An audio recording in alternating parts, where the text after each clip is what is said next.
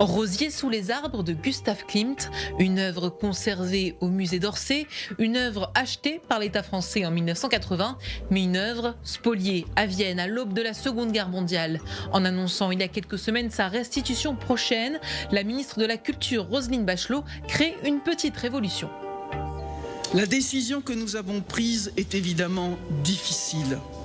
Elle revient à faire sortir des collections nationales un chef-d'œuvre qui est en outre la seule peinture de Gustav Klimt dont la France était propriétaire.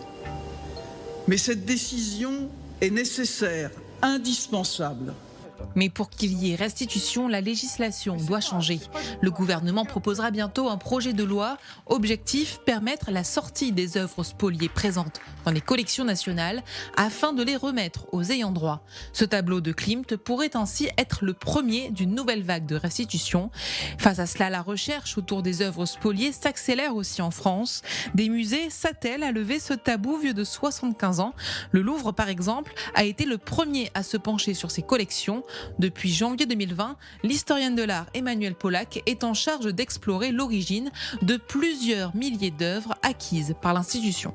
Il s'agit de bien comprendre et de s'assurer qu'aucune œuvre achetée entre 1933 et 1945 par le musée du Louvre a une origine douteuse, a une provenance qui pourrait être entachée de suspicion de spoliation. Pour l'instant, le musée ne communique pas sur ses résultats. Un premier bilan devrait être dressé d'ici 4 à 5 ans. Les recherches de provenance sont excessivement chronophages, elles sont longues, elles demandent beaucoup de temps, beaucoup de patience, parce qu'il nous faut trouver des petits indices, des indices les uns après les autres dans ces fonds d'archives, et donc c'est vraiment beaucoup de temps. Des recherches effectuées avec l'appui du ministère de la Culture. Depuis 2018, un service entier y est dédié à la recherche et la restitution d'œuvres spoliées. Son responsable se félicite de la prise de conscience. Nous travaillons avec le musée d'Orsay, avec le musée national d'art moderne, le Centre Pompidou, et avec d'autres musées qui se lancent dans la recherche partout en France, notamment le musée Fort par exemple à Aix-les-Bains. Et c'est une problématique qui se diffuse et beaucoup de musées se lancent dans ce travail, mais c'est un travail évidemment très long et difficile. Mais tous les musées ne jouent pas le jeu et Claire Gempel ne le sait que trop bien. Après 10 ans de bataille devant les tribunaux, elle vient de récupérer ces 3 tableaux d'André Derain, des paysages fauves spoliés à son grand-père René Gempel sous l'occupation. Un soulagement. J'ai le portrait de ma grand-mère, Florence Gempel, au mur, dans le salon. Et le moment qui était très émouvant, c'était en fait de voir ces 2 tableaux qui étaient dans son salon à Paris, avant-guerre, tout d'un coup en face d'elle. Et symboliquement, c'était tout à fait émouvant de voir les tableaux revenus chez elle, d'une certaine façon. Des tableaux conservés dans des musées de Troyes et Marseille, peu enclins à faciliter les recherches de l'héritière. Prouver l'origine des 3 peintures fut un long combat.